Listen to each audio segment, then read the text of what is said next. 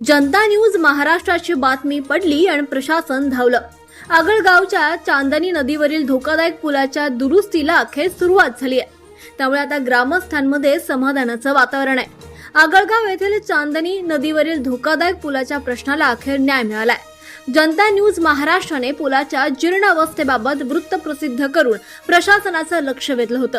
त्यानंतर संबंधित यंत्रणा खडबडून जागी झाली आहे। आता पुलाच्या दुरुस्तीच्या कामाला सुरुवात करण्यात आली आहे।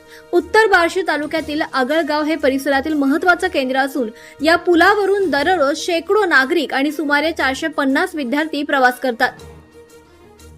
पुलावरील खड्डे, उखडलेला रस्ता आणि वाढता धोका यामुळे नागरिकांमध्ये सध्या भीतीचं वातावरण निर्माण झालं होतं। एखादी मोठी दुर्घटना घडण्यापूर्वीच प्रशासनानं कारवाई करावी अशी मागणी ग्रामस्थांकडून सातत्यानं होत होती। जनता न्यूज महाराष्ट्राने हा ठळकपणे प्रश्न मांडला आणि त्यानंतर अखेर प्रशासनाने दखल घेतली आणि आता पुलाच्या दुरुस्तीचं काम सुरू करण्यात आलंय। त्यामुळे ग्रामस्थांनी देखील समाधान व्यक्त केलंय। बातमी झाल्यानंतरच प्रशासन जागं का होतं असा सवाल देखील आता नागरिकांकडून उपस्थित केला जातोय।